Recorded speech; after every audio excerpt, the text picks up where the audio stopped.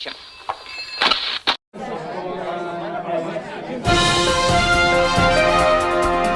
Hello, world. Welcome. This is We the United. This is episode 6. We'll be talking about childhood. I have a lot of great people with me. I'm going to keep it short because I do have a lot of people who have done this podcast.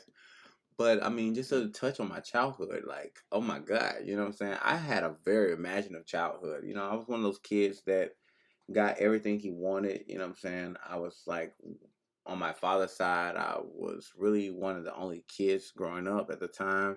You know what I'm saying? So they treated me like royalty. Hinting, Prince came from.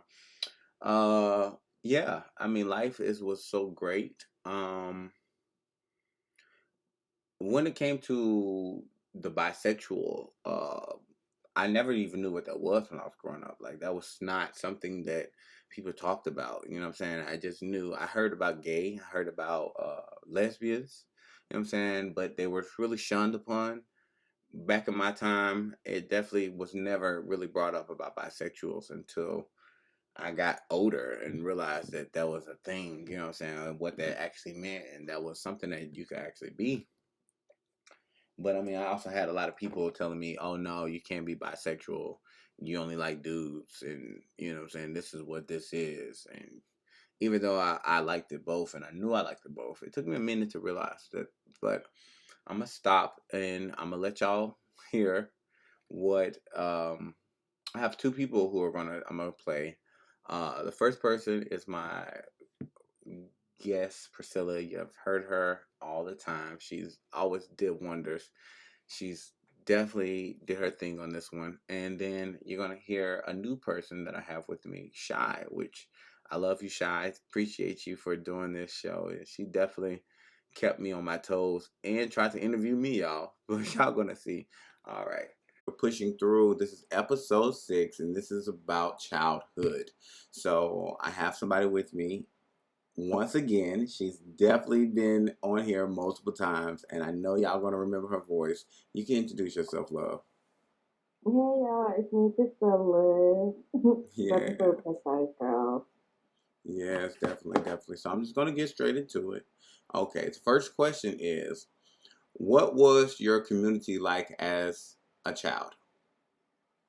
Well, I can say, first, I was I was never so big when I was born. I was small. I was a preemie, Mm-hmm. so I was small. But the thing that kickstarted my weight was after my dad passed away, and then that's when I started eating. But my community, they were so accepting at first, but then when they started seeing my chunkiness, my rolls coming in, Mm-hmm. they're like, "Oh, we gotta stop. No more milk.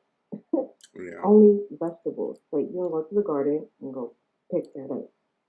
Yeah. I know when I was growing up as a kid, I really didn't. The only thing they had for plus size people was obesity or overweight. You know what I'm saying? Like they had the Oh Biggest yeah. Loser, and they had like a whole bunch of stuff for people who were just big. And a lot of people did not. They didn't even have the clothing at that time. You know what I'm saying? For people who had like extra hips and extra ass and stuff like that, Oh no, they didn't everything have was anything shredded. like that. Yeah, they had to get shit customized back in the Oh yeah. days. So I know that was something that I remember growing up and seeing. And a lot of people were killing themselves in that time frame too, and also having like a lot of health issues because of that, not having the proper treatments and stuff for that stuff like how they do now. So I mean that's just how I remember when I was growing up. Yeah, I was, to be honest, I was very close in, my family. So even when I looked at the world, I never saw that. They Mm-hmm. didn't want, I was so protective. They didn't show me that until, after like me becoming more mature, I started seeing that how they were viewing, chunky people, big people, Mm-hmm. obesity, like you said, and it was a health issue. Like talking about don't eat too much sugar or don't drink this and don't eat that, then Mm-hmm. you're gonna have this, you know what I mean, and possibly die or lose an ankle or Right. Okay. So the second question is, how is your community towards children and the youth? something. I want to say we are warm, okay? We are love because I mean, who not but the best to give food to children and youth? Us, Right, you know, right. like cooking is our thing. So of course, us giving that all that warmth and love that we have, and it's just extra chunky. That's all it is, just extra warmth. Um, yeah, that's us. Yeah. I know I used to grow up in school and I used to see kids that were like a little overweight. I used to hear a lot of parents like do a little snicker. You know, I was a nosy little boy. I would always listen to what the Mm-hmm. adults were saying and they would be like, oh my God, you need to stop feeding that child. You know what I'm saying? Or you need to stop, you need to stop giving that child everything they want. You know what I'm saying? You're just spoiling them. And that's why they like that. And I know it became a big thing like when I was in my teenagers with these obesity babies because that's when they really started like looking into the medicine of it when the babies actually started becoming out obesity and they realized that it was not Mm-hmm. really because the baby was eating it was more so it was actually a diagnostic a disease that was going on, you know Yeah. what I'm saying. And I remember watching a show and they had this baby on there that was like it was a baby was like what 2 or 3 and weighed like 70, 80 pounds or some shit like that. And was Oh like had wow. extra rolls and stuff and it was eating and the way that they even showed the baby was kind of disrespectful because they had the baby eating while they were had him on the camera. And I'm like, okay, you're talking about this baby weight, Mm-hmm. but you're giving this baby all this food in front of him and the baby just Mm-hmm. going fucking crazy. The baby's just grabbing stuff and eating stuff. I want to say it was Dr. Phil that I seen that on, but Oh. I don't think so. I don't think so. Because they were coming at the mom like, why are you doing that? She's like, that's my child. You know what I'm saying? My child. If my child's hungry, I'm gonna feed my child. You know what I'm saying? Mm-hmm. So I mean, I definitely get that. You know what I'm saying? And then, but my whole thing is, when it comes to children, they can go get older and they can go away. You know what I'm saying? It's Oh not yeah, like definitely. it's not like they're in there stuck in their things. Now adults, yeah, it's harder for them to lose their weight, but children, once they start actually going outside and playing and stuff, that shit starts shedding off. That's baby weight. Oh yeah. Oh yeah, definitely. Yeah. Okay, so question number 3. If you could pick the first community like action as a kid, what was it? Oh, I was always curious about the gays. Okay. Yeah. So you had did some gay activity when you was a child? Yes. Um. Okay. It was one time. When I was in elementary school, and um, I felt boobs, but there wasn't boobs at the time. hmm But in my mind, and she felt mine. This is my first time talking about this. This is so weird. Um, but yeah, it was the first time, and yeah, it never happened again. But because I was always so curious about it. That was hmm so yeah. As a child, um, but yeah, I don't know. I just tucked it in my mind so far away. Oh my gosh. I forgot what song it was. I think it was My Neck, My Back. Oh my god. And I used to I can't sing that, stop. right? I used to sing it, but I was not aware of, what was going on. And I used to sing it, and I used to see my cousin them doing this dance with it. So I would do the Mhm. dance with it. My cousin, she came in the room. She said, "No, you're not supposed to do that. You're a boy. You know what I'm saying? You're not supposed to do that." Mhm. You know what I'm saying? And I'm like, "Oh, okay." And so I stopped doing it. But I did not know at the time that I was actually doing some shit that other girls would did because I was always around her and her friends, and they would sing that song, My Neck, My Back, Lick My Pussy and My Crack, and I just used to always sing it. I always used to sing it, and I used to do it like my hand would be in the air, I have my little finger pointed, and I'd be like squatting up and down, and she's just like, "Yeah, you're Mhm. not supposed to do that," you know what I'm saying? Oh my god, you're so pure. You came Yeah. out naked. Right. I was just like, I was innocent. I was very innocent as a Mhm. child. I was nosy as hell, but innocent as hell. I was raised in church and all that stuff, so I definitely knew what was right, what was wrong, but I damn sure didn't know that what I was doing was wrong. You know, actually, there's another thing that I remember. Man, And my family's listening to this and they hear this part, oh my God. Oh Lord bless my soul. So there's this anime. Mm-hmm. I'm not gonna say what it's called because well they're ever gonna be scary, they're gonna wanna watch it too. But Yeah. I remember my dad watching this anime and I was fairly young, still in elementary. And when my parents were asleep or when me and my sister get home first from school, because my mom also worked at a school and my dad worked second shift, whatever. I would go back and rewind when we had, VHS tapes, Mm-hmm. Right. and just go back and rewatch that one specific part. And I didn't understand why I was getting like moist. I Oh was just like, wow. did I see myself? Yeah.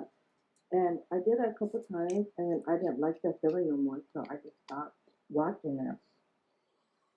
And then, as I grew up, I'm like, oh, I know what happened to me to somebody else. Like Oh, did something I like that found happen to out now what this me? is. Yes, yes. Oh my goodness. Okay, so this next question is a touchy one, but everybody had their experiences as a kid, and I know a lot of people don't like to talk about it. People act like, okay, yeah, I never did anything because we usually hide these parts. But around what time did you have sex for I the first time? was, I want to say I was in the eighth grade. That's no, not 14. Wait, eighth grade. What was it? Eighth grade. It was Okay. the summer, eighth grade. Yeah. Well, that's What was kind that, 14? of that was kind of good though. I mean, because eighth grade is kind of good for. I mean, because you really just now get into puberty and stuff. Now, honestly, I know females who did it stuff because I was younger when I did it to them. You know what I'm saying? So I know the age difference was definitely something different. You know what I'm saying? Sixth grade, the girls was very hot headed and they were very hot in the pants, and they used to do a lot of things, like yeah, a lot of things. So yeah, so sex was definitely at an early age for me. You know what I'm saying? I'm not gonna I speak on. didn't. I remember in sixth grade, I was like, I'm in the locker room getting dressed for gym, and these girls, they're in sixth grade, they're wearing songs. Like when I say song, I'm talking about G-string. Hmm. These, I had never in my life saw G-string before until that day in the sixth grade year. Oh yeah, see, sixth grade is when they get crazy. So you parents out there listening, at sixth grade, your children starts getting okay. It starts more curiosity. Hormones are starting to rise. Yes, and stuff starts happening. And you might not think it's going to ever happen because you see your child going to school, you see them coming home, but you just only could imagine the things that people can do when nobody's looking. Okay? Definitely, yeah. That is so funny. Okay, so now this is a touchy subject because I know a lot of people have not dealt with child abuse, but I know people have heard a lot of situations with people being abused as a child. Like I wasn't abused as a child, but I know I have stories of it. And so, what is your thoughts on the child abuse then from now? Damn, their child abuse then, oh my God, so sad. Because nowadays the child abuse is not like how I used to because then it was more like discipline. Mm-hmm. But it's just accident. I don't want to use the word accidental, but it just extends there and it just makes it look worse, Yeah. you know. Right. But then nowadays, you just put your finger on your chin on accident. And There's a it's little like scratch. You tell me, I touch your face on accident, I just scratch you.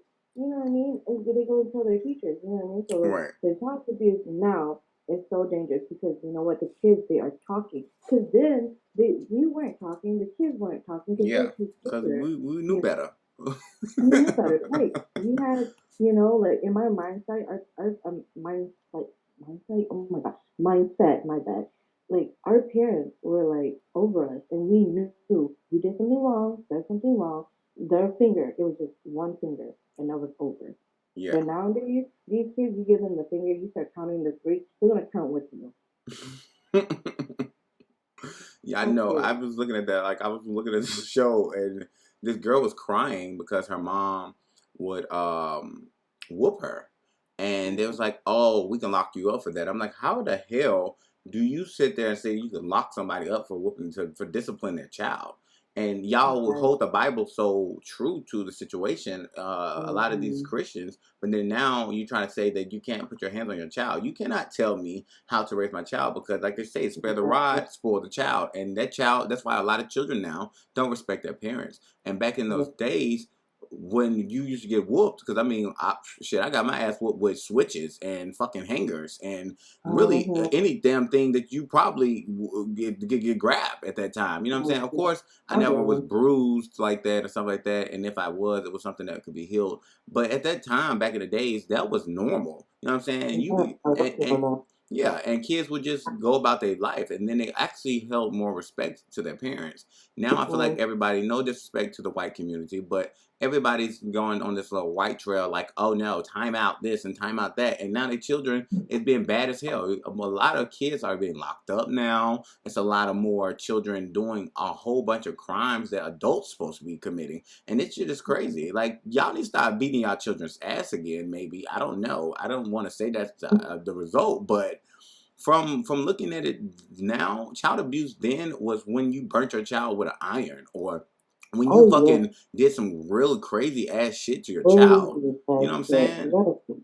Like now, like you said, you could just whoop your child and they want to call out child abuse. Child abuse, motherfucker. Mm-hmm. If you were back in these days, you would wish that this is the only punishment you get because some Right. parents will fuck you up. You know what I'm saying? And Mm-hmm. and knock you out to the point where you would not be able to call police. I had several friends who was scared to even come to school because they had bruises and stuff and they knew that their mom was going to get in trouble, but they also knew that they did something wrong and they Yep. respected that. You know what I'm saying? That Yep. was their That. discipline. You Mm-hmm. know what I'm saying? Now it's like these people are telling these kids, "Oh yeah, tell on your parents and stuff like that." Like what the fuck? You don't probably have kids. Obviously, you don't have kids, and that's why you feel Right. like that. Because in a way, you don't understand. You don't understand that at the end of the day, you let these kids go run off and do what the fuck they want to do.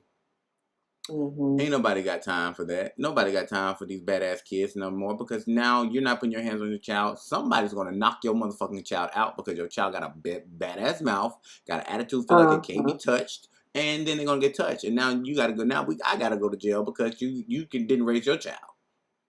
Yep. Let them meet the one. Okay. When they meet the one, it's done. Right, because I tell people, I'm like, don't bring your child around me if your child bad as hell, because I will pop that bitch in her mouth in 5 full seconds, and then come tell you I popped that bitch in the mouth, and pop you in the mouth if you got a problem with it, because you need to check your child and let your child know. My mom always taught us to respect our elders and respect the adults, so I Mm-hmm. never disrespect my elders. You know what I'm saying? Now that I am older, you know what I'm saying, I'm grown, so therefore at the end of the day, you're gonna respect me like I'm grown. I'm not a Mm-hmm. child, so you're not going to talk to me like that. So I will say something back, but at the end of the day, I still hold some type of respect, a level towards my elders because of me growing up and being taught like, damn, you know what I'm saying? You should be scared. Like, I'm not gonna do this shit because I'm gonna get a fucking whooping. Now these kids just doing shit because they ain't got no whooping to get. Right. They don't know how to like. Yeah. Well, once again, I thank you so much again for coming on. Yeah, I love that you knocked out 3 of these damn things back to back to back. I said I wasn't going to do that, but at the end of the day, we don't have that many people who want to speak for the plus size community, which hopefully will change by season 2. You know what I'm saying? And if you know anybody who wants to embrace it as well, please send them my way because I still have a lot of episodes and I don't want you to be tired of talking. So. Definitely, though. But I do appreciate that you do take your time out to do this. Hello, everybody. Welcome to We the United. This is episode 6, and we're talking about childhood. And I have somebody to speak on the lesbian community. You are able to introduce yourself. I'm Shy. I'm from Chicago, and I've been in Atlanta for 20 years. I'm 37, 80s baby. All right. How you like Atlanta so far? I ain't went nowhere. I love Atlanta. Okay. Atlanta ain't the old Atlanta though. I was here when Atlanta was the real Atlanta. That is true. But I'm just going to jump right into it. I'm just going to start with question one. Question one is, what was your community like as a child? I grew up in Chicago area, so I'm an '80s baby. So with that being said, our grandparents raised us. And my childhood was church and sports, and not even if you wasn't into that when you was growing up, you know what I'm saying. But to me, when I was growing up, we had a community.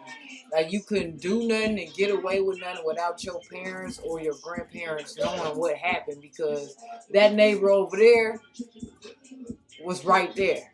And that neighbor over there was going back telling your people what was going on. And I feel like it's a big difference. It created a change in generations. Like I said, I'm an 80s baby. But now, today, ain't no community. See, that's crazy because I know I was raised in the country, and that was how it was in the country. So you were country living in Chicago? No. And see, I would have thought the opposite. Country versus I'm a city. That's crazy. I'm a city rider. Right, because I know Chicago's like a city. Right. Okay, but that's still, different.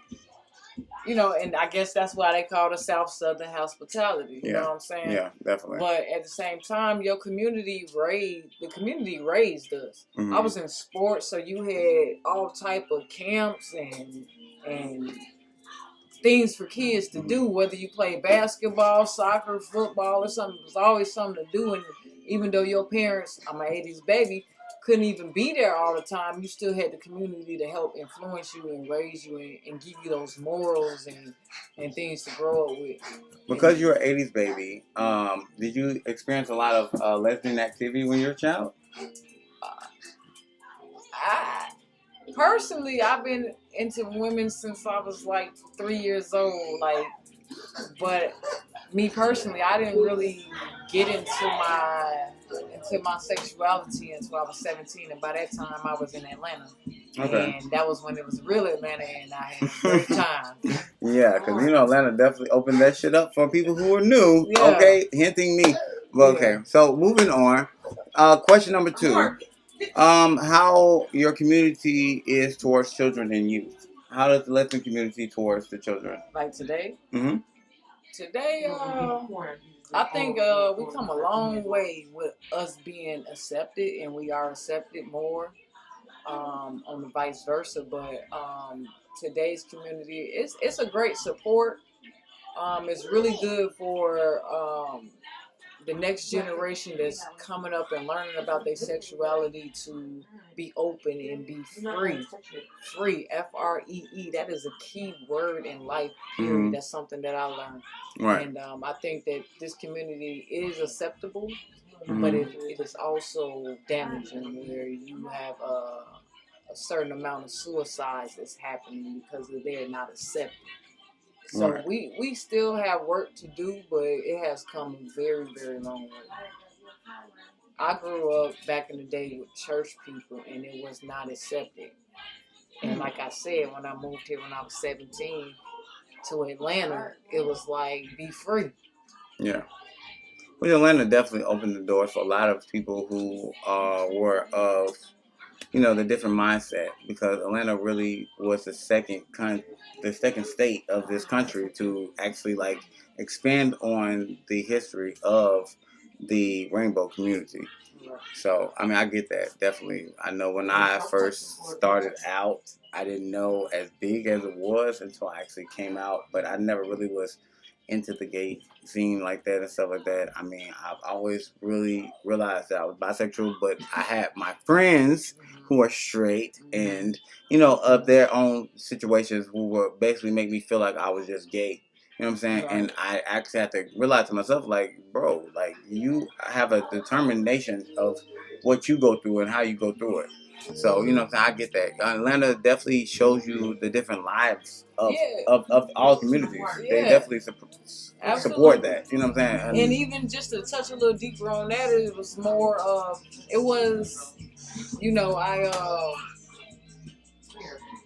I'm a niece of bishops and pastors, and so I grew up in that realm. So we know that was definitely not accepted. Right. And by me being young at that time, it was just like, hey, this is my sexuality. This is what I'm feeling. And I'm young. I'm not even a teenager. Right. This is what I'm feeling. But God says no.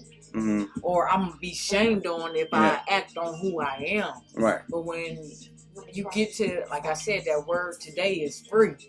Free. When you get to that free spot in your life, that freedom, you know how to handle it. Right. You know, and again, today's community does support you being able to mentally, emotionally, physically handle it. And, and with you saying that though, so how do y'all treat the youth, like the little girls and stuff who are coming up, who are really too young to really say they're lesbians, but they are saying that though? You said a key word, young, and a lot of people may not agree with me on it. I feel like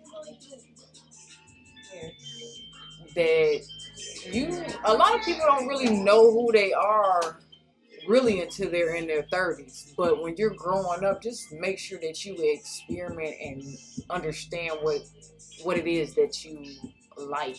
Who are you? Not what you like. Let me take that back. Let's all understand who we are. Not who they is, not who they were, not who they understand who you are as a person. Exactly. As an individual. Right. I agree with that because I know I'm 31 now, and it took me for now to realize that I was asexual. You know what I'm saying? Like, that was really what I should have probably been my whole life. Okay. You know what I'm saying? Hey, look that up. When you say asexual, a lot of people don't understand that. Yeah, but asexual definitely is a person who's more identified with their self. I mean, I definitely explained this on my podcast, but I mean, just to explain it to you, it's a person who identifies with themselves, and if they're going to push themselves into anybody else, that person has to make me more attracted to myself by me being with them. If that makes sense, you know what I'm saying? Like, it's more about my attraction to myself than it is about any connection that I have with another person now. Right. It goes back to self-care. That is a very big word. Exactly. I mean, a very big statement.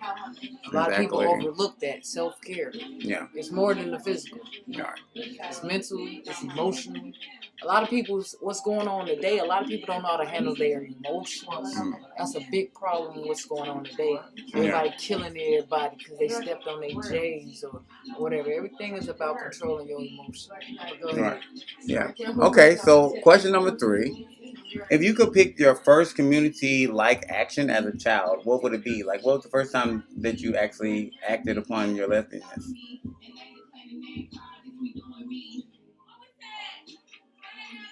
The first time, like, I've always had them urges. I always, like, kind of looked at myself and paid attention to myself. But honestly, I really didn't get in the mix until I was about 18 years old when I moved to Atlanta. Right, yeah. So that was, as far as, like, first experiences or whatever. But to actually stand up on it, I can't even say that I stood up on it. I just started walking in my path. Okay. And when you walk in your path, there ain't nothing stronger than that. Yeah. Okay. Well, that's good. At least you started it and continued it. You know what I'm saying? I mean, I know I was forced upon my situation. You know what I'm saying? It was kind of forced upon me at a young age. So I didn't accept it in a way. You know what I'm saying? It was like, okay, this was rape. You know what I'm saying? This was molestation. So I'm going to interview you. What do you mean forced? I mean, like I said, it was rape. It was molestation. It was something that was forced upon me, something that I wasn't understanding of, and I was too young to understand of. You know what I'm saying? It was something that me being adolescent and being a badass adolescent at that, you know what I'm saying? Somebody offered me some candy and I decided to go upon myself to rush them. And it brought that situation upon me to the point where I had to deal with that situation. And it was, of course, somebody who I would never thought in the world would ever do something. It was a kind person, you know what I'm saying? Somebody who did not look like an ugly person. You know, like they probably could have got plenty of bitches in that time frame who actually did that to me. So, you know what I'm saying? So, I mean, I definitely had that experience, you know what I'm saying? It was something that wasn't just given to me as a choice. So, the fact that you did have a choice, that was a good thing, you know what I'm saying? Moving on, though, because I'm not going to go too That's a big topic that needs to be had in our community, too, Yeah. A lot of people like to shy away from it or feel ashamed and stuff like that, but that is a big backside to our community, and maybe that can be another topic later on. Yeah, of course. So, it's a season 2 eventually, and you Yeah. definitely sound like you're gonna be on that hole. Okay. Okay. For the fourth question is, around what time did you have sex? I didn't have my first sexual encounter until I was 18. Wow. So your first time having sex was with a female? With a female when I was 18. Oh wow, that's kind of good though. I mean, honestly, that's different. I know a lot of people who I have spoken to, and like the stuff who I do know as friends and family. They definitely had an experience. You know what I'm saying? Dealing with a male before. You know what I'm saying? Before they actually did that. So that's kind of what's that. So have you ever thought about doing a transition or something? If you don't mind me asking. Like a transition, like me becoming a male. Yeah. I have, and I've actually went as far as to researching it. I have great insurance with my employer that I can actually get everything done for free, but I chose not to do it because I'm spiritual. Mm-hmm. I am who I am, but I'm a woman. I ain't know nothing about no studs or nothing until I moved to Atlanta. I was a tomboy. I played basketball. Oh, yeah, that's definitely what we called it in the 90s. So, and but at the same early time, 2000s. I'm me, and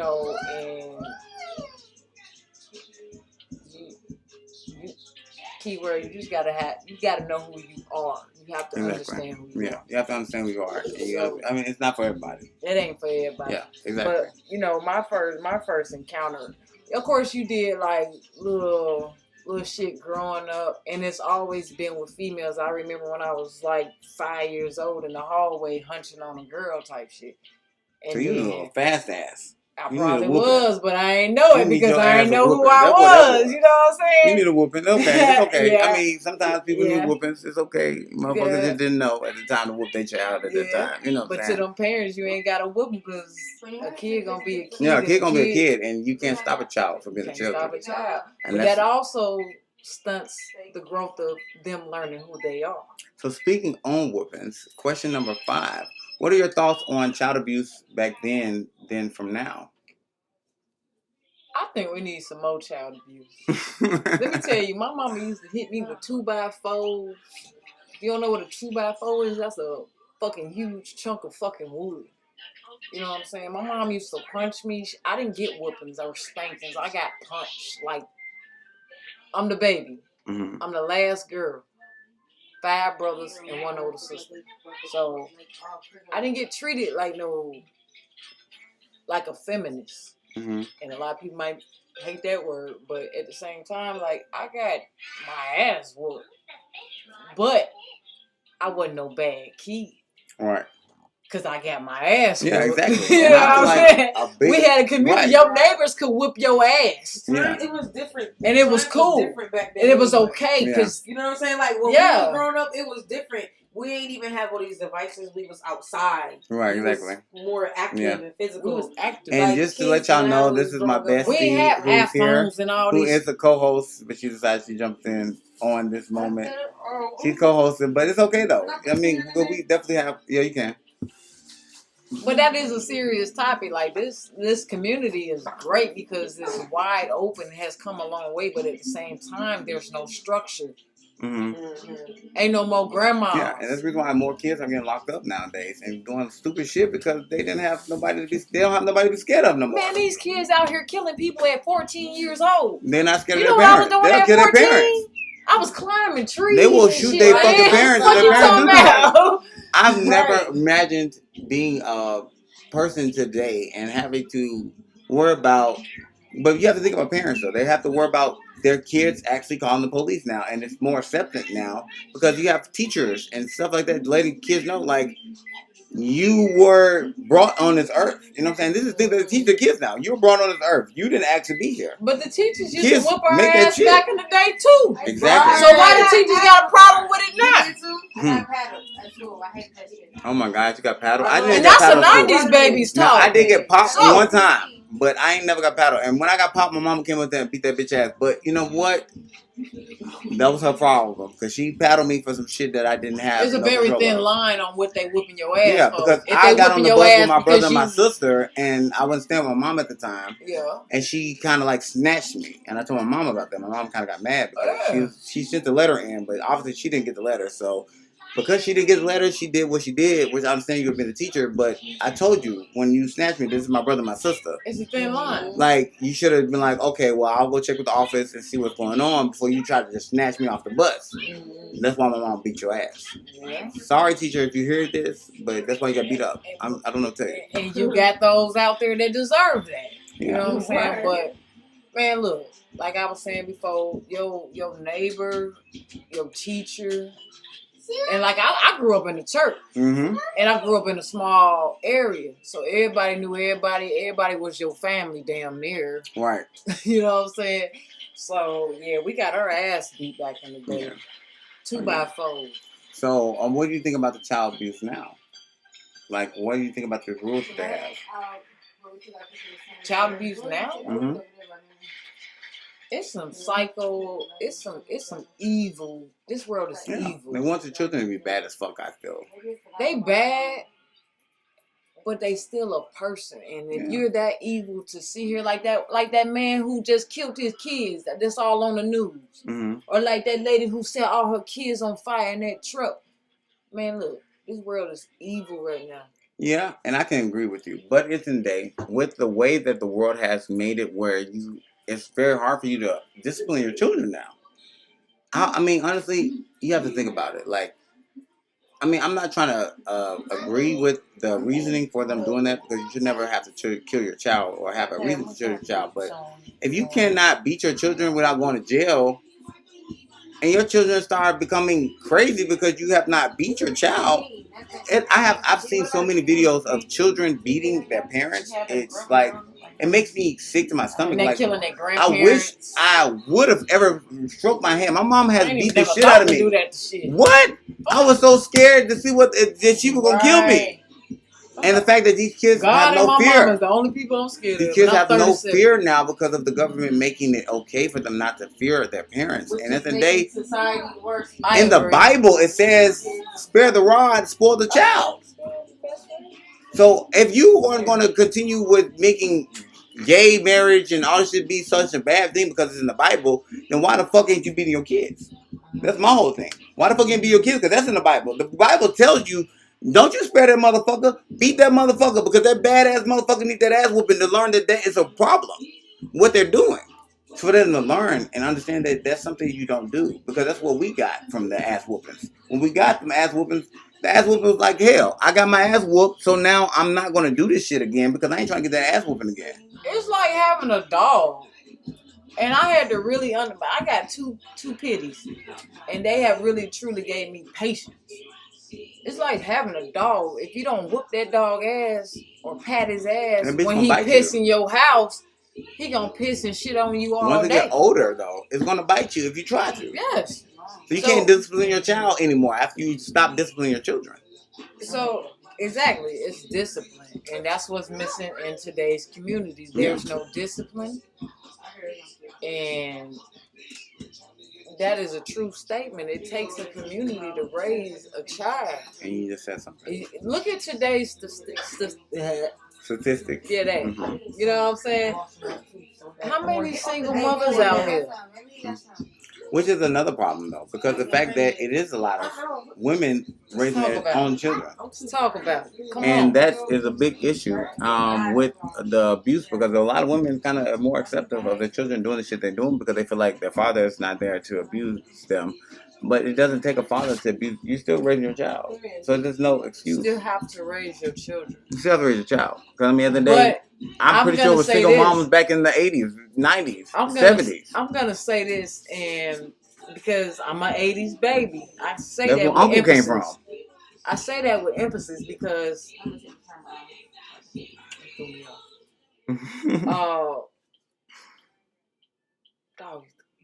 it's okay. It's okay. We were done. We're definitely towards our end because we're about to reach over 20 minutes.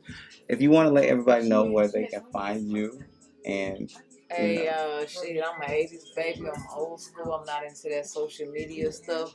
Which is I understandable. honestly believe everything is tarnishing humanity that's going on in this world today, and that goes back to how our kids are being raised, their perspectives in life, and what's really going on. I feel like this world has become materialistic, and we don't focus on what God has given us, and that's life. But God's purpose in life to me is to have humanity. If we don't have humanity, that goes back to having a community. That goes back to raising our children. That goes back to being acceptance of letting people be who they are. It's way deeper, and I feel like we are at a loss, and we're getting further and further away from the cause. Okay. Well, thank you so much for doing this. I appreciate you so much. You got me turned up. Now you welcome. You know, it's okay though. It's okay though. We all Shot been boogie, drinking. you know what I'm saying? How that? And okay. So just touching on a little bit of stuff that we heard. Old Atlanta. Like, yes, Atlanta is definitely not the same anymore, y'all. And I'm from Atlanta if nobody ever caught that from me talking. Atlanta is not the same anymore. Like, Atlanta definitely has changed. Atlanta has got way more gayer, way more rainbowish, I would say. Let me not disrespect anybody. Way more rainbowish. We have our own city now where you can go out to Piedmont Park, and around there they have a lot of places that are LGBTQ friendly. We definitely have a lot of them here now. So they walk around, they're proud, they love themselves, and everybody loves them. But I'm not going to touch too much on it. I'm going to bring y'all to my next guest, which is Money. She definitely is new, y'all. So y'all embrace her. She did one of my shows, so she's wonderful, and she definitely speaks on a lot of good things. And then we have Damon. I'm sorry, Demond. You know what I'm saying? Have to get that apostrophe.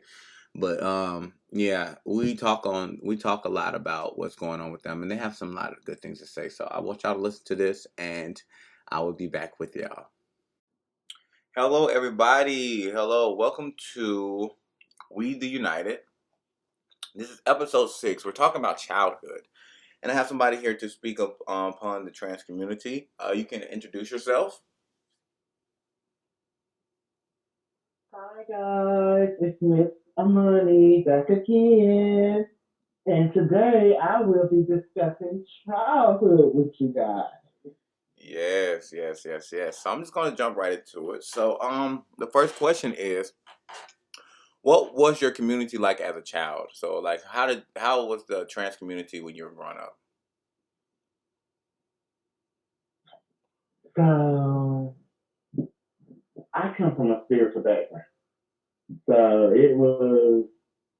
my background was full of spiritual people, spiritual guiding. We was not allowed to do a lot of stuff growing up, you know. Um, it was mainly about, your schoolwork, put God first, family time. Yeah, I was a shelter child.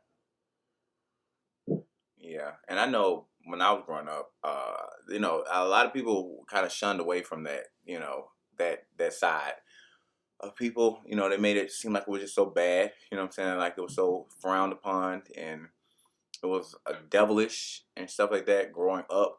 I know a lot of people kind of installed that into us, like, no, you know what I'm saying? These people are confused, you know what I'm saying? All this other stuff. I know when I was younger, my brother had an auntie on his side who was trans, and I never knew that. I didn't know that that's what that was because nobody explained to me that that's what that was, you know what I'm saying? Until I got older and I kind of realized, but I mean, I kind of knew something wasn't right, but I never questioned it. You know what I'm saying? Because it was something that we just never was talked about.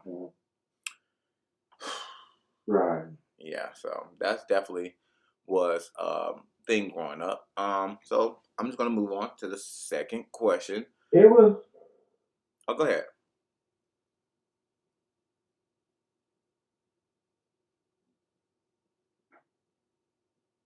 Go ahead, say what you were saying. It was it was it was challenging for me growing up, because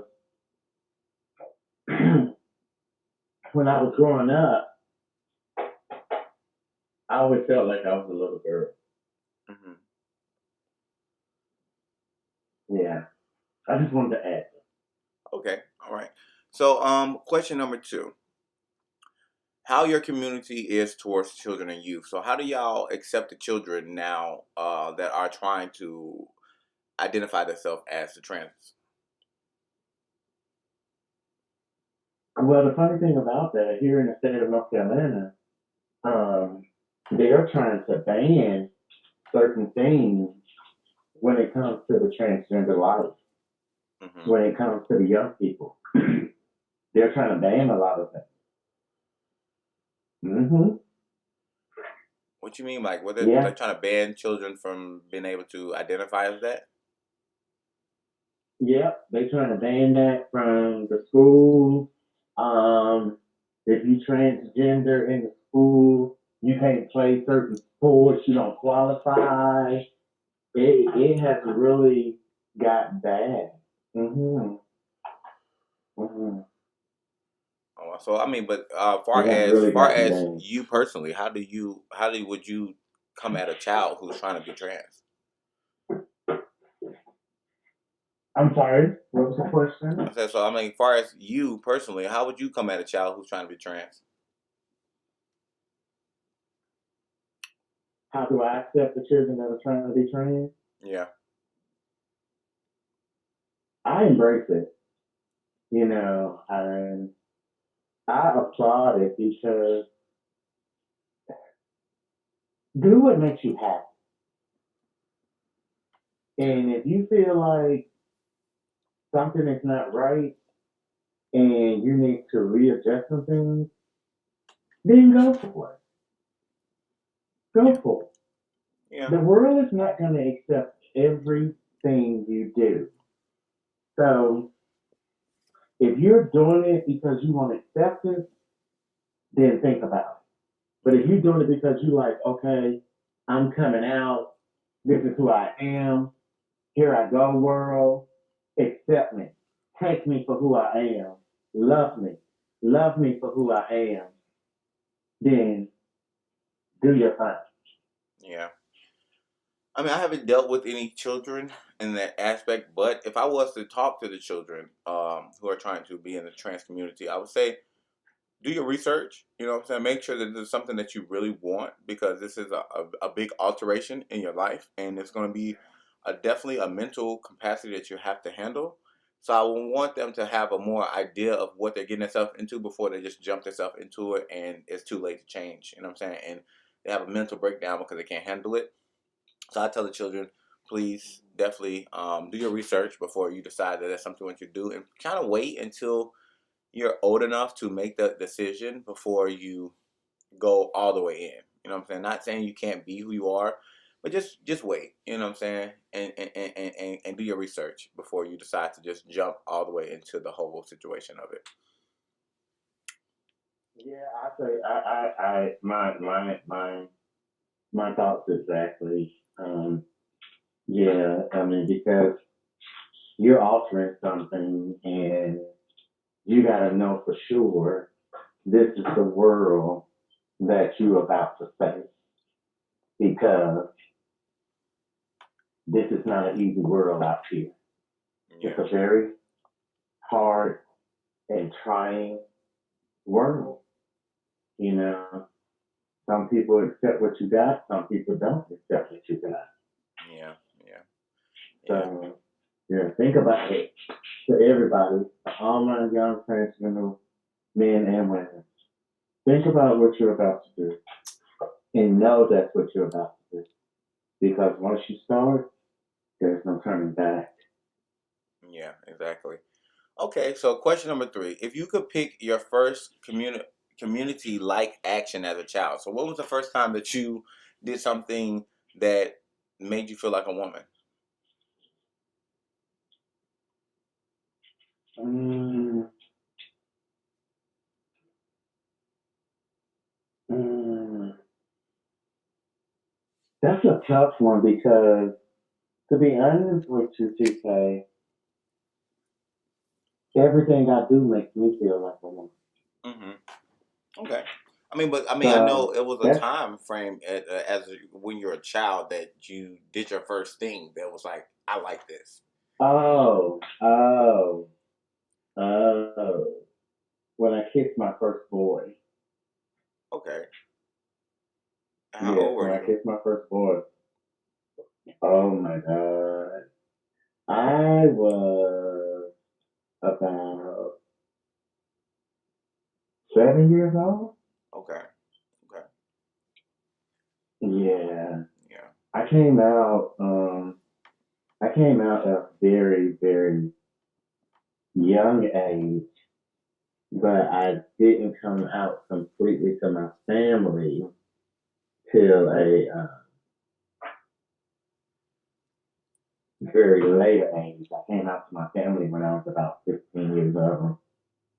And coming out to your family is the most hardest thing that you can do because you're not trying to offend anybody, Yeah. but you're embracing who you are as a person. And upon embracing who you are as a person, there are consequences that's going to come with it. And that's getting acceptance from your family.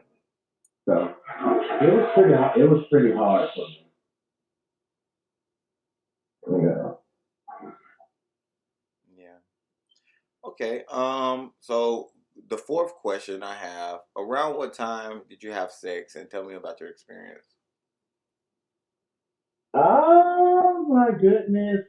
Oh my goodness. All my podcast listeners, I have to live across the bed and tell y'all this story. So I was about 8, maybe 9, when I started having sex with my friends and stuff. You know, when I tell you pansexual started way back when, it was there back in the days, honey. And I'm not trying to tell y'all my age, but just know we created what y'all are going through nowadays.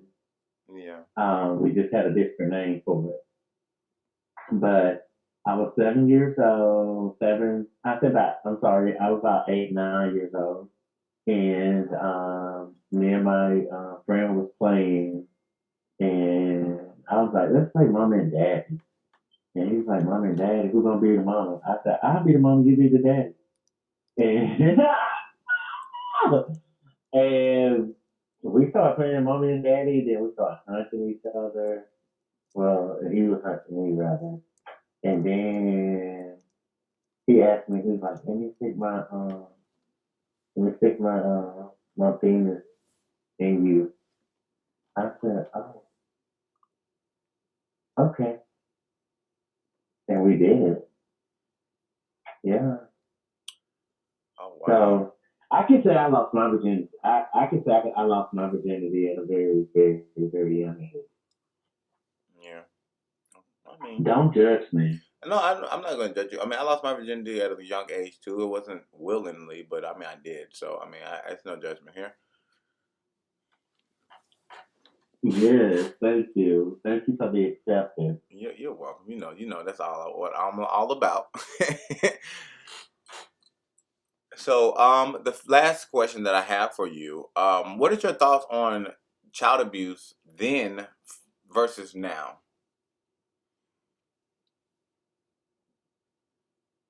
There ain't no child abuse now. These little motherfuckers can go out there and steal some shit, all kinds of shit. And what they parents do? Take their cell phone, put up ground them. In my time, we was getting our ass with extension cords, shoes, switches, broomsticks, whatever your fucking mama got her hands on, and you was standing there. she would knock the goddamn hell out of your ass. Yeah, and I really Yes, feel ma'am. like it's kind of what's missing. The reason why a lot of these children nowadays are acting up and doing a lot of outlier shit because the fact that they are not scared of their parents. I mean, and it's not that you should be scared of your parents, but you should definitely have some type of resistance of doing something because you are worried about the consequences, and that's what I feel like America has stopped with. You know, why trying to make this child abuse thing. Like, you can't put your hands on your child and stuff like that. Like, oh my gosh, no, don't whoop your child. Like, at the end of the day, that motherfucker's going to be bad as hell. That's why a lot of these children are killing their parents or in jail at the age of 14 because of the fact that they have not seen any discipline. I feel like when I got my ass beat back in the days, I knew that I did something wrong, and I realized that this shit was okay. Regardless if I did it again or not, I was able to have that understanding that this is a problem, this is something that's wrong, I can get in trouble for it. And it also made me more able to do the things that I could do in a better way to not get in trouble. So, I mean, I feel like my generation and the past generations before, we learned lessons from our ass whoopings. And if you're not giving your children ass whoopings, not saying just to brutally beat them, because I know child abuse back then was like you beating your child or burning your child, putting a bruise on your child that's going to last forever. That was considered child abuse then. Now, if you just slap your child or something like that, that's considered child abuse now. Like, what the fuck? You can't tell me how to raise my child. My child might need their ass whooped at that time. Are you going to jail? You going straight to jail. Do it if you want to. And kids back in the days, we did not think about calling no damn police. Call the police for what? So we get our ass beat again? Yeah, because that's what's going to happen. Soon as your ass leaves, Hopper, mama going to beat that ass again. Gonna beat that ass again. So you thought that was gonna save your ass, huh? Because you motherfucker wanted to do what you wanted to do. But so you want to go to you need to go to jail for what you did. We didn't want to beat your ass. Shit. Say it loud. You better know it. I'm telling you. See, we come from them mamas that they be on your ass. And you know the worst ass whooping is when they explain to you why you're getting your ass whooped. Oh yeah. I don't have those many days. I'm like, Mama, what did I do? As my ass getting beat, she's gonna tell me as she's beating my ass though, like, don't you fucking do this shit again. You know what I'm saying? Oh, that was definitely something that I remember, and I definitely didn't do a lot of things that I got an ass whooping for ever again. So, but I thank you so much for coming on this show and doing this for me. I appreciate that. So. Oh, thank you for having me, TK. It's been an honor and a privilege, and I look forward to speaking with you guys more in the future. But for now, this is Miss Amani, aka Peaches, out. Yes, you don't want to leave anything for people to follow you. Oh, I'm sorry, guys. You can always find me at Facebook, Denise Green. Find me on Facebook. Okay. You know me. Hello, world. Welcome to We the United. This is episode 6. We're talking about childhood. I have a special guest with me representing the gay community. You are able to introduce yourself now? Hey, how y'all doing today? My name is Devon. How are y'all? All right. So I'm just going to jump straight into it. The first question I have for you is, what was your community like as a child? I grew up in a lot of different communities. I had my parents, they were in their 20s. My father was a drug dealer. My mama did have she worked overnight in a 9 to 5. So on the weekends, I was with my grandparents. If I was with my parents when I was younger, I was in the trap sometimes. So, I grew up in a lot of different community, so I'm able to adapt to a lot of things now as an adult. Okay. Okay. All right. All right. So I can move on to the second question then. How is your community towards children and youth? So with my grandparents, I grew up with them. We were in the church. I come from a large family on both sides. My mother is nine of them. My father is 10 of them. So I came. You never knew who house or where you were going to end up on the weekend, or how many kids were going to end up with you on the weekend. Mm-hmm. I would be with my grandparents. I'll be the only one there during the day. By the nighttime, it'll be like 10, 15 of us in one house. So we came from a large, close knit community. Okay. Okay.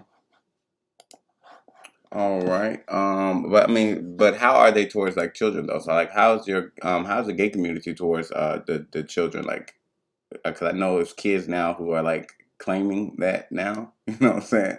So how do you feel like y'all take that? So for me, with my community back in the day, I was the only gay one. To be honest with you, I was the only gay boy. Uh, I, I honestly never was treated differently. I was always with my uncles going fishing and stuff. I was always doing something. But in the gay community today, because it's such a big thing now, it wasn't as taboo as back when I was a teenager. Um, it's wild. They have a lot more freedom to dress and express themselves than what we had. Yeah. I wasn't wearing all of those bright colors. I wasn't wearing the dangly earrings and the tank tops and stuff that I can wear now back in my community. It was more so looked down on, but Yeah. now I see progression. It isn't quite where we want it, but it has been great milestones reached in the last 35 years that I've been alive. Yeah, yeah. I mean, I know I have nothing against the gay community and how they dress and stuff like that. But when I seen a child dressed like that, it kind of blew my mind that they actually allow children to be free like that and go to school like that. Because I know back in the days, you would get your ass whooped or you would have got sent home from school by the Baby, teacher. back in our day, the girls, their skirt had to be fingertip long. Right. Nowadays, these kids be, and you couldn't too much wear spaghetti strap t-shirts. Girls couldn't. Certain clothes weren't allowed. Like I had a white teacher ask me one time, "What do the white t-shirts mean?" When Nikes and Air Force One and the 2, 3X white t-shirts was big. Yeah. They thought it was gang related, Right. not knowing it was just a part of our culture at Right. that Yeah. time. Yeah. Right. Exactly. Yeah. They say But gay is the new gang though. They say that's the new gang. the worst thing about it is it's being accepted so much now. You don't know who's gay, so you be looking at these straight dudes like, let me go holler at him. He just dressed like us. He ain't really gay. Yeah, I had a whole conversation about that on one of my civic talks about how the straight men be so against these gay men, but y'all dressing like them. Like how you don't even know. You mad because these dudes trying to holler And at you, got but you look just like them. and got your fat booties out. And Lord forgive me, straight men got the fat asses. That's because they barely be touched. Don't you, So don't you allegedly, just love the community? allegedly they ain't been touched before. That's why. Okay, I'm gonna move on. Okay, question number 3. If you could pick the first community like action as a kid, so basically the first time you did something that was gay.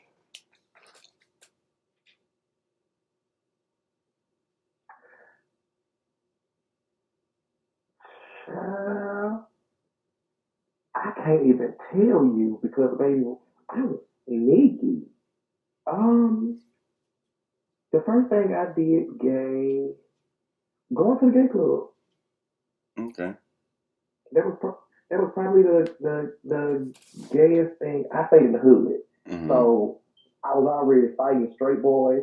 So it was only so much that I could really do because I was literally the only gay boy in the neighborhood, and I had a lot of mouth. So I was sneaking and going 45 to an hour away to do what I was doing. Right. Not 45 an hour away, okay? You ain't gonna find out what I did, goddamn it, okay? I didn't want nobody to catch what I was doing. But I wish, I don't even know. Because where I'm from, the only gay thing that you could do was go to a gay club besides being in like a dance group. And like you was just a blend of the straight and gay. Then gay boys dance better than everybody from what everybody say. Um, I wish I would have been more into dance and singing and being a free spirit. Mm-hmm. Now I'll probably say that's the gayest thing about me. I've always had music in my voice and some dance in my walk that I ain't never been able to just quite hide. So for me, I wish I would have been. Me and my family would have been more involved. I was trying to be more. I was classically voice trained for 6 years. I did do dance here and there, but it wasn't like something that I was focused on. It was more for my voice. I wish we would have been more successful in an opportunity like right now, had I been more focused. Yeah, yeah. Okay. So around what time did you have I'm sorry. Around time what did you have sex? We talking about oral penetration. We're talking about sex. That's that's just I'm leaving it at. We talk about sex.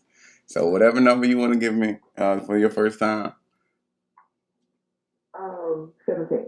Okay. 17. That's a good number.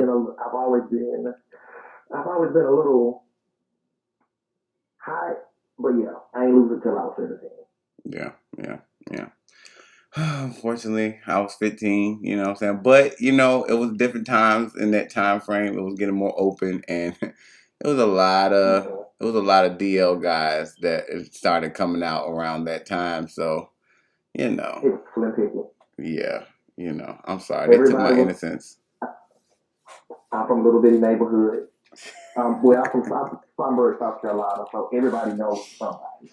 I couldn't date anybody at my school because I was still in the closet, and the one straight boy that I was messing with at the time, he was just acting like himself. We went to the same school, and I don't know what happened. Some rumor got out. He stopped talking to me, so I ended up talking to a dude all the way up from across town that I had seen at a club, and he took my breath away. And I didn't speak to him. I was too shy. A homegirl that I went to school with knew who he was and hooked us up. And he was my first. And I popped him. His dick was too big. It was 10 inches, bitch. And I was new to the game. I had never seen one that big in my life. And I pulled that man's pants down. I was like, that's not going in me.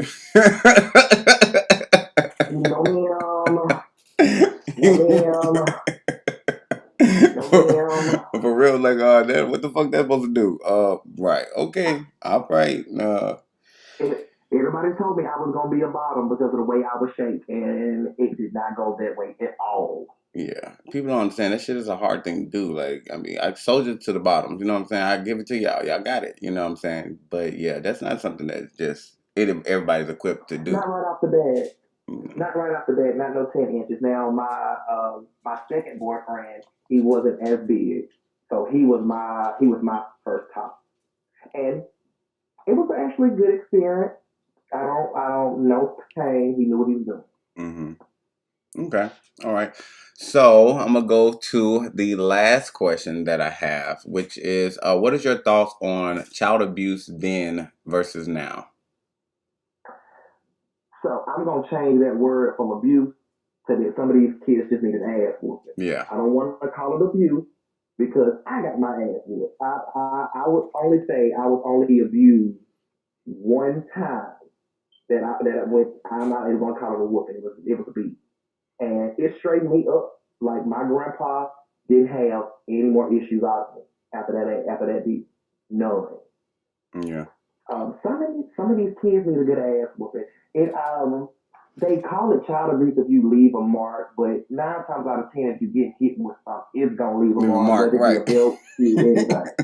So some of these kids really do just need an ass whooping. I understand gentle parents and everything, and that's more so what everybody is doing nowadays. Mm-hmm. But more so, a lot of the kids from my generation, our parents didn't have as much trouble out of us as the parents are having nowadays because we were scared of our parents. Yeah. And we knew that if we, some of us, we knew that if we did something, we had an ass whooping waiting on us when we got home, and we didn't want to. Right, exactly. But these kids nowadays, they know they can go fight the teacher, beat the bus driver up, or go push an old woman down the stairs, and there won't really be no consequences when they get home. Yeah. It is what it is nowadays. Yeah. So for me, you ain't gotta bring as much as the abuse back. You ain't gotta bring the drop cords and the shoes like some of us got back in the day. So bring back a good ass whooping. Take that belt off and make it pop right there in front of that child's face and let them know what that belt means. Yeah, definitely. Because I mean, honestly, I was sitting there looking at some videos and stuff. And that's what made me come up with this question on here because I was like, it's so crazy how they really consider this shit child abuse now. And this was normal back in the days when you goddamn get whooped with a belt, maybe a hanger if they goddamn couldn't find one that quick enough. You better hope they find a belt. Baby, whatever they had in their hands, whatever they got to me is what I got hit with. Okay. I was messing with my mama one time and I was a good little distance from her. And her job, she had to have a steel toe shoe. And I'd be damned if that boot went in the hallway when I was tossing my shit. And my mama used to play ball. I couldn't get my door closed in time, and she hit me dead in my motherfucking hand with that shoe. And I closed my door and I shut my ass the fuck up. Okay.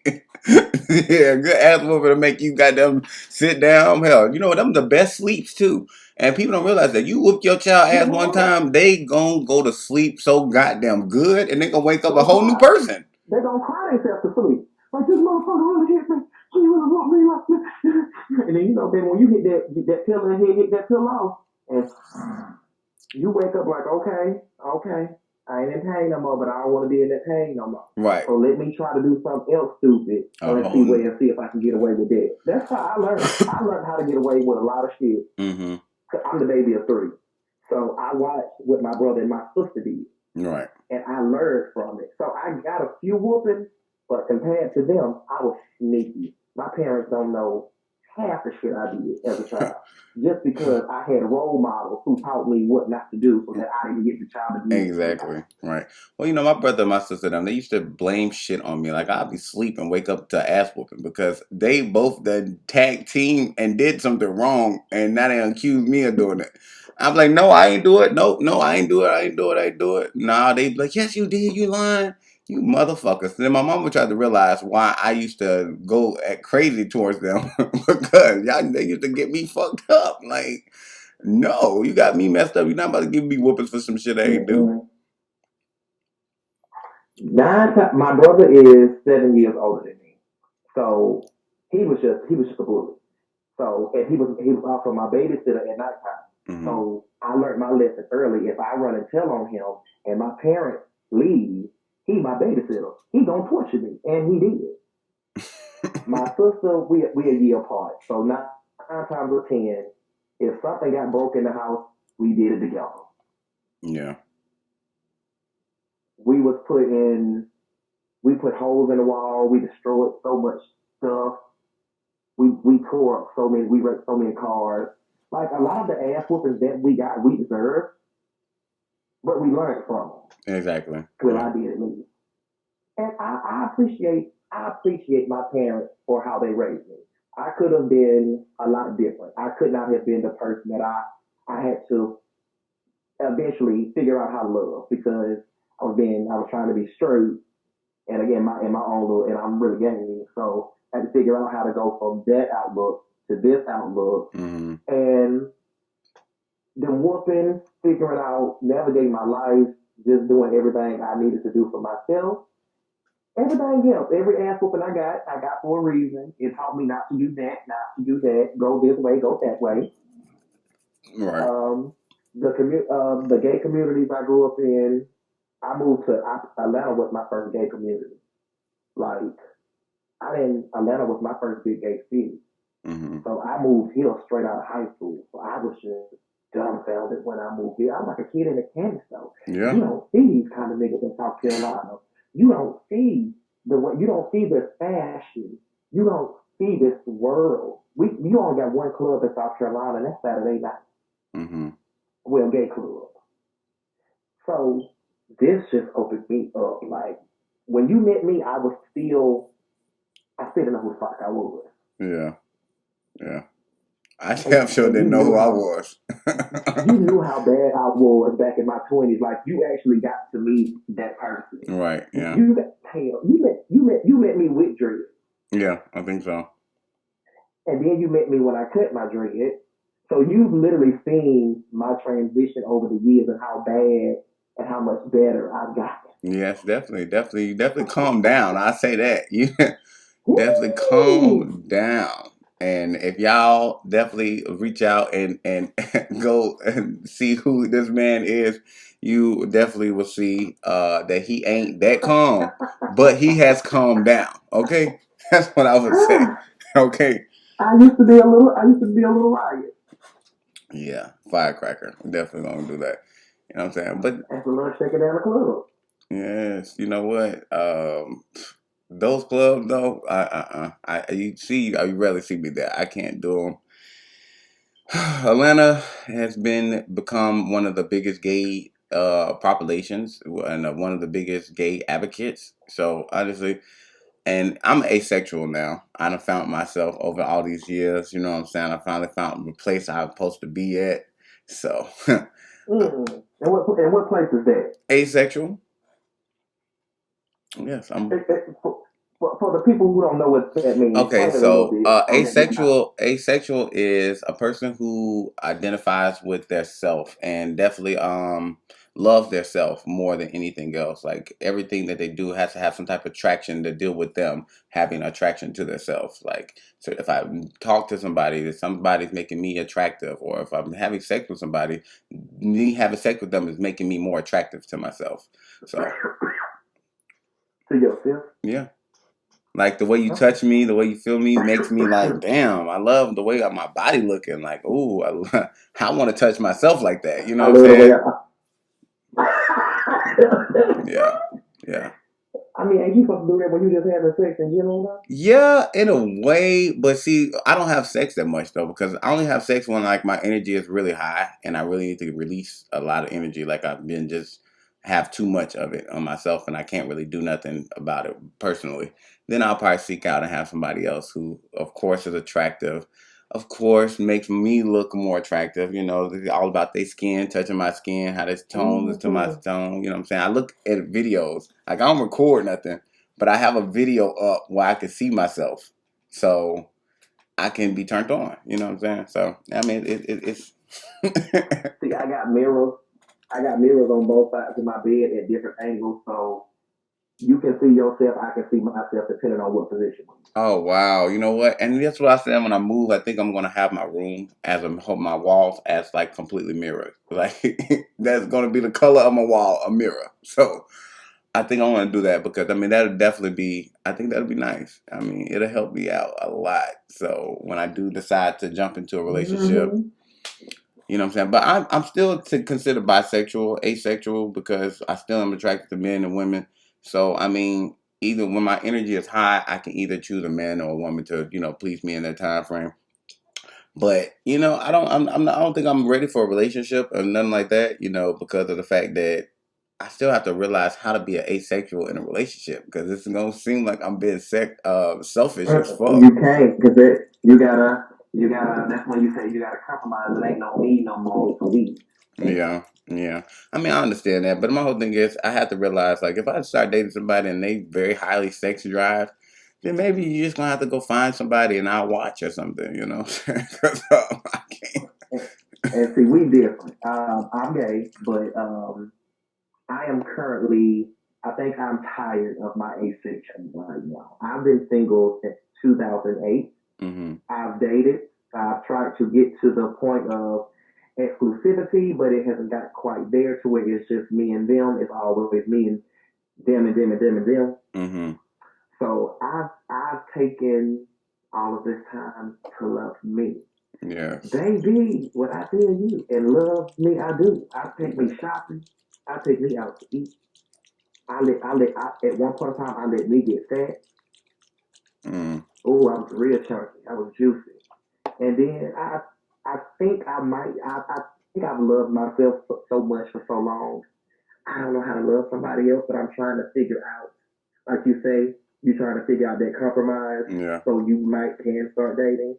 I have to I have to figure out how to let somebody into my peace and not disrupt my peace. Exactly. And that's just a motherfucking puzzle piece right there it's hard to find. That's the hardest one to find. It's like the last piece that fell under the couch. Cause maybe when I was wild and with the ratchets, I had a bunch of friends. Now that I'm a lot more calmer and I got my feet to the ground, I'm trying to do shit. I'm really by myself, and it's a whole lot more peaceful. Yeah, it is. And you can And find out then what you really want to do for yourself. You know what I'm saying? and with all of this time I've had on my hands, like, do I really want to bring somebody in this that's gonna drive me motherfucking crazy more than likely?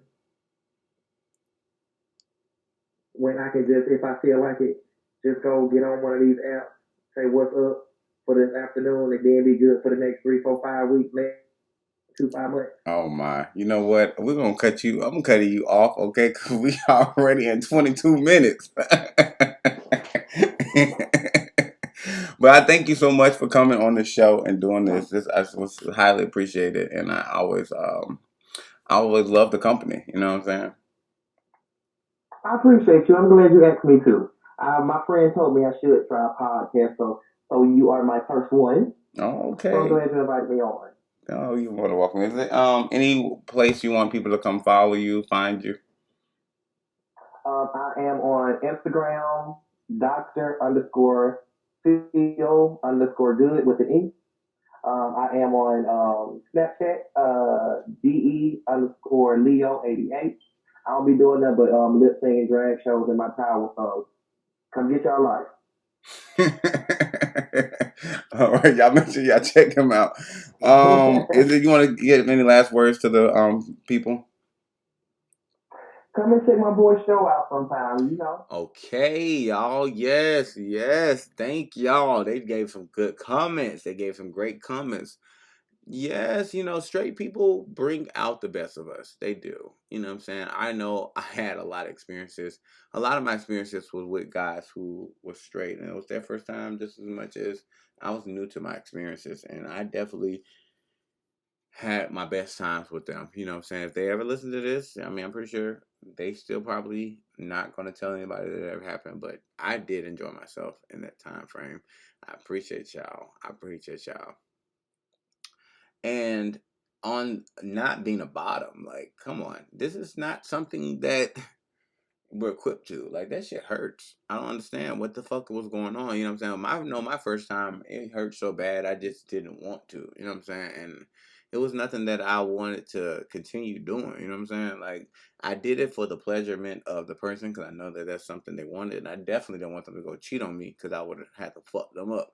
But, you know what I'm saying? I did it and it was what it was. You know what I'm saying? I wouldn't even say I'm okay with it now because shit, I really don't want it. I have my moments where I'll be okay, but no, I really don't want it. You know what I'm saying? I don't give a fuck how tough you is, nigga. Your tough ass better take some dick. I don't have time for it. You know what I'm saying? But let's just keep it on moving, and I'm gonna get y'all on out of here.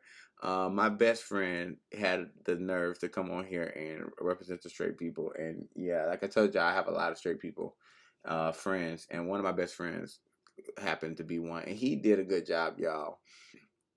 I was definitely on shrooms when I did this, and I definitely said them the thing. Yeah, I know I'm open with who I am. But yeah, you know what I'm saying? Enjoy this, and we're definitely going to talk afterwards.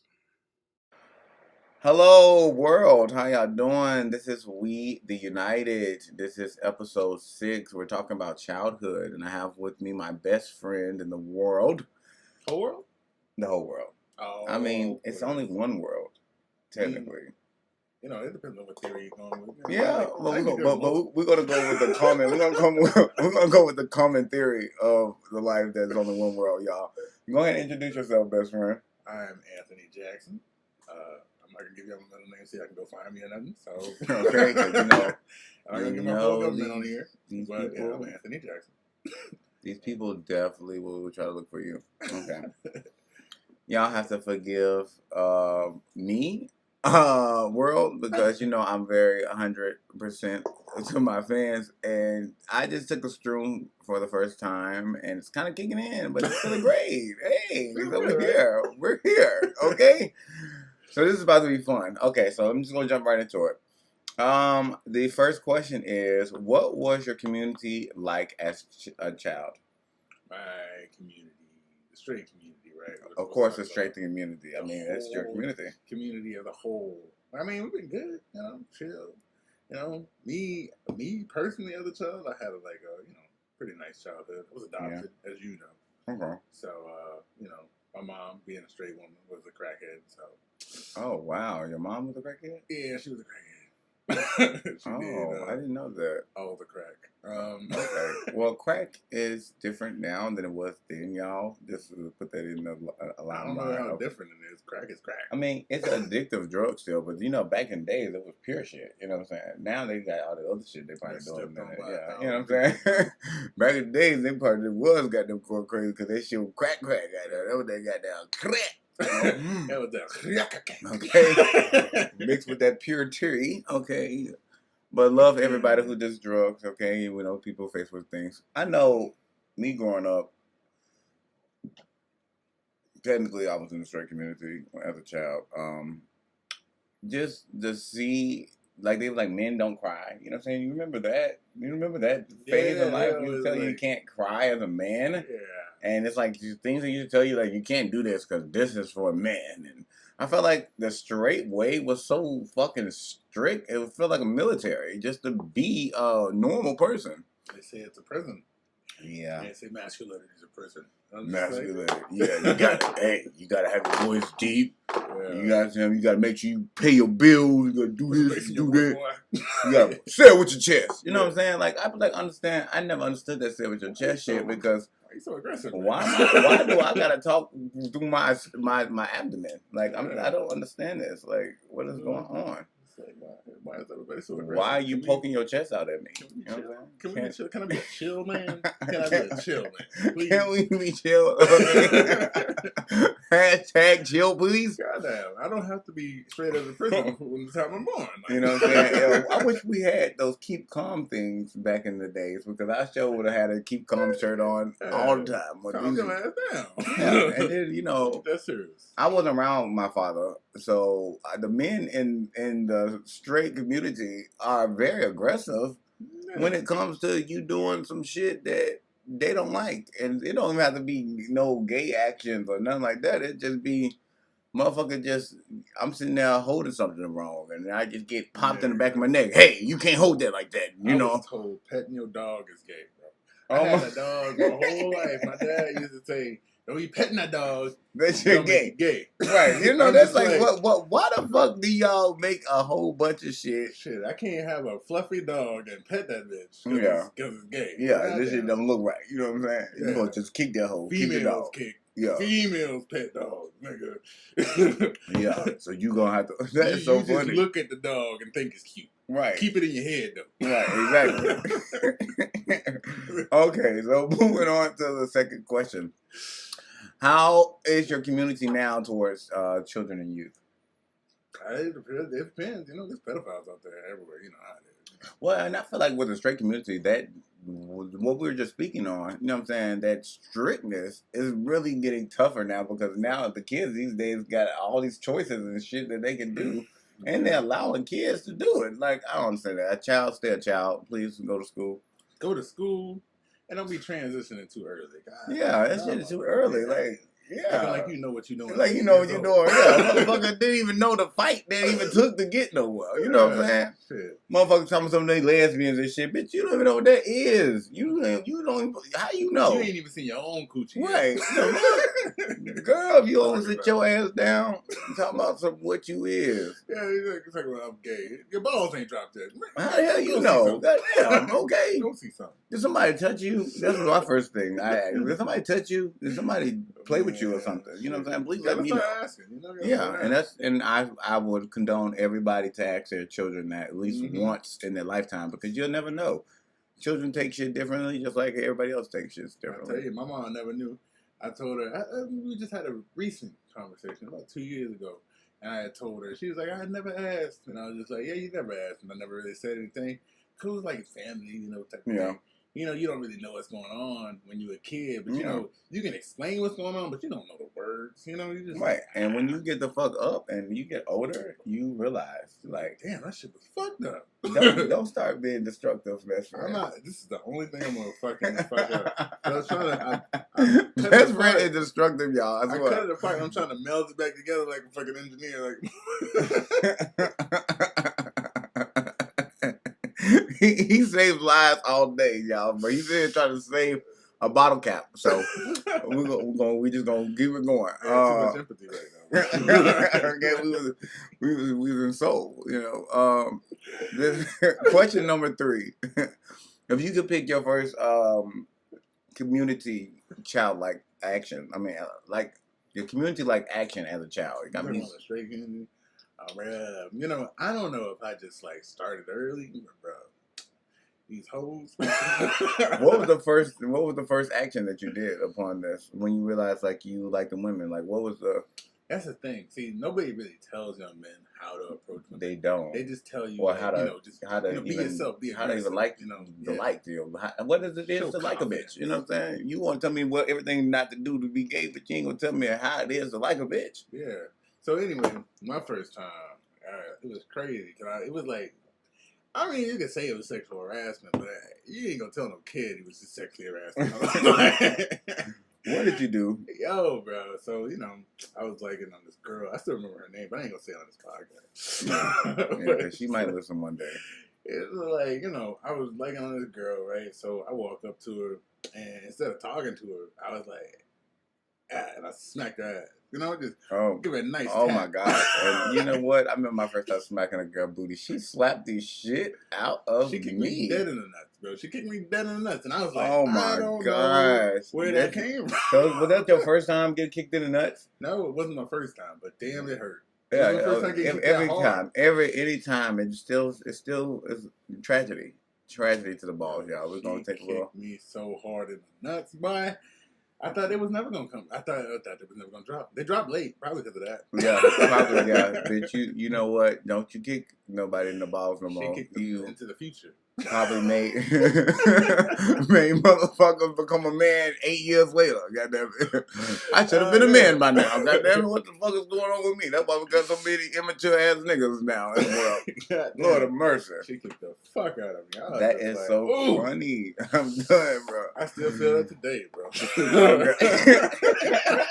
Every time you think about the moments when you got kicked in your nuts, it be like, hold on. I feel this shit in my stomach now. Like, bro, I'm gonna tell you, just calm it down, just keep it cool, and you'll be fine. No, I'm saying when you think about getting kicked in the you feel that shit in your stomach, and every time I talk about it, I feel that feeling that I got that day. So I don't like talking about it. All the way up in your chest. but I know when I got kicked in the nuts, I kicked the bitch in the pussy. We both fell to the ground.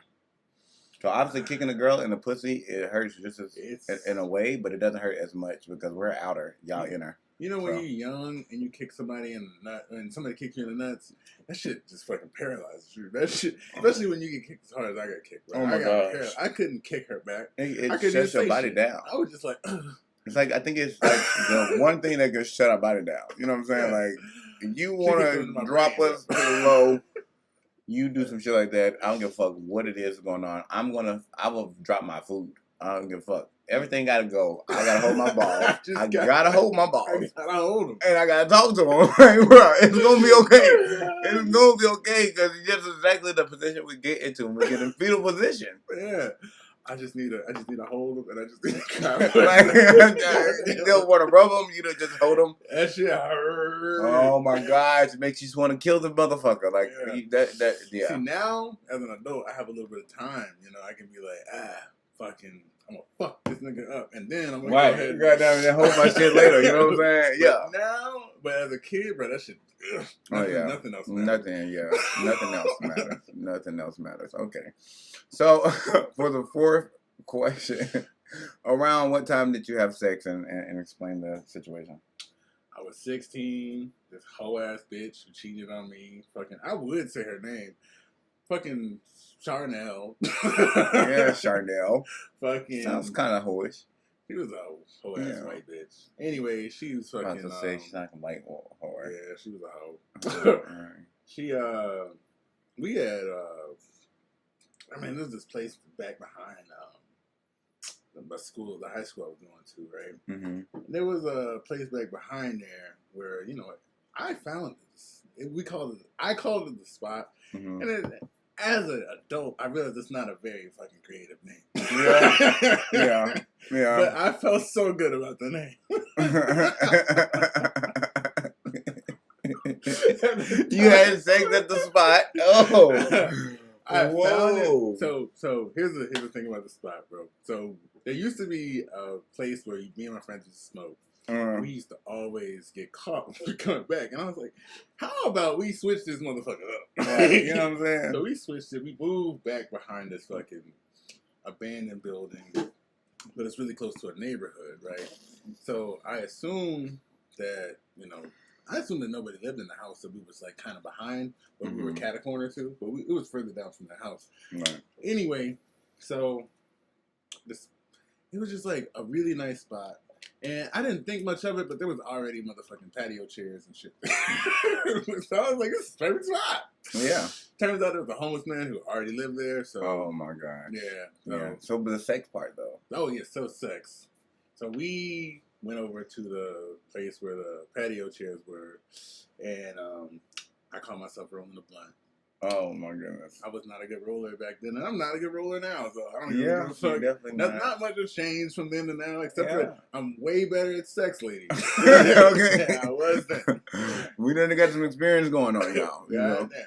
Back then, shit. She was like, what did she say? She was like, so what you want to do to me? And I was like, what you mean? What I want to do? I want to smoke this blunt with you. And she was like, nah. She was like, nah, I know you want to do more than me. I know you like me. And I was like, yeah. So she's like, show me what you want to do. And I was like, okay. Right. Like, you gave me the go. She, so we got together and I nutted in like 2 strokes. Feel me? I did look good, dude. I guess I'm proud of myself. I got a good 2 strokes. It was definitely fast though. That first time was definitely fast. It was. Yeah. It was completely fast. I was like, I wasn't expecting this today, you know. And I tried to make it seem, you know how you do. You try to make it seem like this don't happen all the time. Yeah, but I'm saying, like, you know what I'm saying. Like I did this shit. You know what I'm saying. I thought I was the only one. I wasn't expecting this today. You know, I wasn't ready. You know. I thought I was the only one, bro. Cause well, my first time, I was like, you know, I was like, man, you know, I had jacked off a couple times before. Yeah, you know, that's damn this moment for you, you know. You know what I'm saying? Like, I wasn't prepared to know.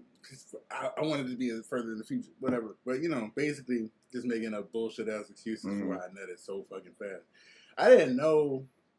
First of all, I didn't know what sex felt like, but I knew you wasn't supposed to nut fast from everything. Yeah, I mean, it just instantly just like it was all that passion and shit behind. Well, my first time was kind of a little more passionate because of the fact of me liking the girl and we were dating. You know what I'm saying? So, but all that passion behind that shit, and that shit just was going that quick, yeah, you know, instantly something's wrong. Like, you know, like, bro, this is not what was supposed to happen. She did not seem like she was pleased.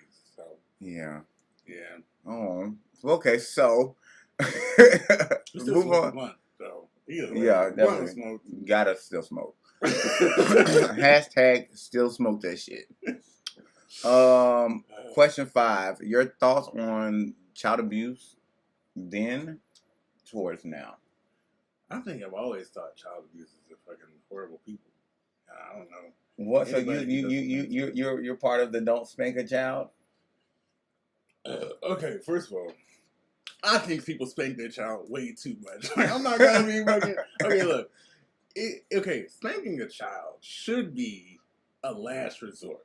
Yeah. These motherfuckers be first resort ass. Yeah, that's the first thing you do. A pop. But I mean, back in the days, that's what we learned. Yeah, but you know, you pop the motherfucker real quick. Pop, pop. Oh, you bet your ass stop. Yeah, but it's supposed to be like, okay, look, like even in the animal kingdom, a mother wolf will bark or like.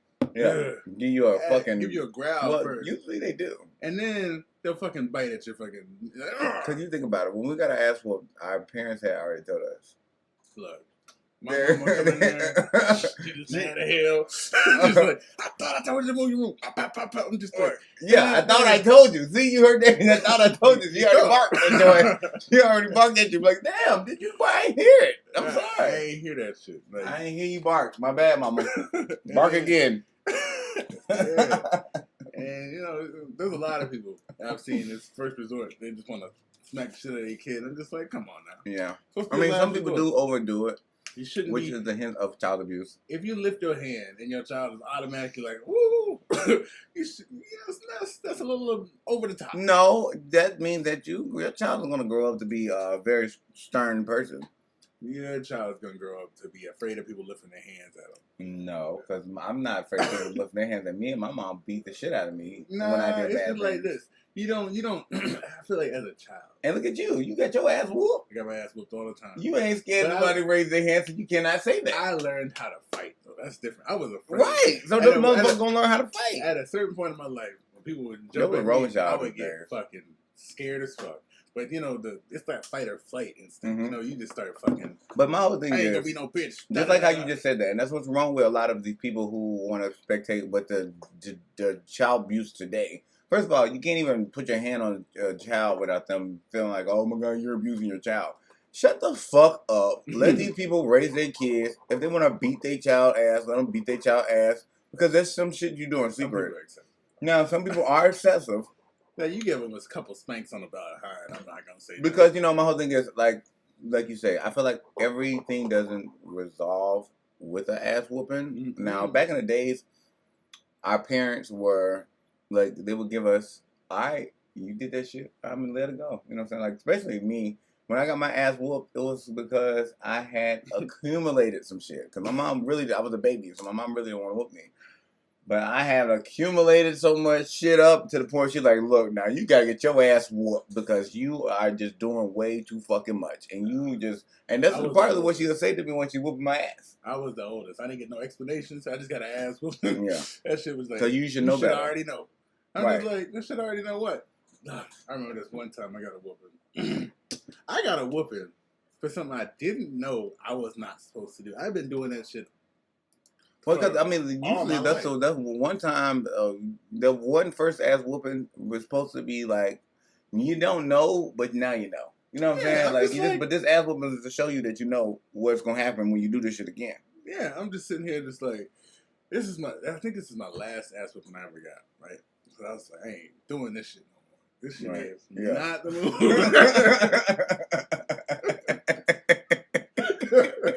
But anyway, my dad used to spank me. And I was just like, look, I ain't taking no more whooping. Right. Yeah, we can't do this shit no more. I'm getting old. Ain't doing this shit no more. My booty hurting. I'm fucking up. I'm an adult. And that was the last time. See, me and my dad, we don't really talk about shit nowadays. But, you know, we're building that relationship back up. But all the whoopings, man, it takes a little bit. You know, you gotta got a lot of forgiveness. Yeah, I gotta forgive you for this shit. Hold on now. You beat me a little too bad. finding new ways and shit, you know? Yeah, got them develop the whole skill technique. Goddamn, your arm is strong as fuck today because of all them ass whoopings I got when I was growing up. Yeah. So. That's funny. Yeah. Well, thank you so much for doing this and coming on my show. Yeah. This was fun. It was a fun show. Yes, it definitely was. We've been laughing, y'all, so much. I think it's the shrooms. It kicked in. It kicked in, but I love y'all. I love to be open with y'all. But yeah, this shit is definitely either here and it's hitting. Appreciate you for doing this. No problem. All right, y'all. So my best friend, he doesn't believe in social media anymore, but he does be in his phone like all the other people in the world. I have my phone on YouTube. You can follow all my favorite creators. Make sure you subscribe to this one though before you start doing all those. Just looking up anything else. All right. All right, y'all. I thank y'all for accepting the time that we had. I'm not gonna hold y'all too much longer, but I'm just gonna speak on that shit's gay. You know what I'm saying? Like, people in this world, stop fucking referring everything to gay because you just don't want somebody to do something. You know what I'm saying? Like, the shit that I used to hear, it was just mind-boggling. Like, oh, that's gay. Don't do this. That's gay. Don't do that. Don't do this. Don't do that. And if I would have listened to this shit, I wouldn't even be able to breathe. Goddamn, you breathe too hard. That shit gay. You know what I'm saying? And I hate that shit that it's probably still carrying on now. Like, niggas, get that shit out of the minds. That don't scare nobody. You just gonna make that child more gay because you're keep installing that everything they're doing is gay. If you don't want that child to be gay, then show them manly things to do. Give them something that they're interested in. Don't try to force them upon something. Don't try to make a person be something that they're not. At the end of the day, if that child ends up being gay after all the things you taught them, then at least you taught them how to be a man. Because just because you're gay don't mean that you can't be a man. You feel me? And it's more things than just being gay. Y'all saying that's gay. Why can't that boy just be bisexual? Why can't he get pussy in like men? That don't make sense to me. You know what I'm saying? Like, stop trying to install one thing into people's minds. That shit ain't for real. Just get out of that shit. And that shit is in this world. If that's the case, turn off the fucking TVs. Stop letting them watch cartoons. Stop letting them goddamn go around and play with boys when you're not seeing them. Because all this shit go on. Everybody know they was kids once at a time. This shit happens. And we're all children before. So just remember how you was when a kid, when you played with your first boy and you don't want to tell nobody about it, so you just so manly about it, and you play with your first boy, because I'm pretty sure it'll happen. Everybody was curious, and touched a little boy dick, played dick swords or some shit, y'all. I'm for real though, because I get so tired of that shit. Like, come on, bro.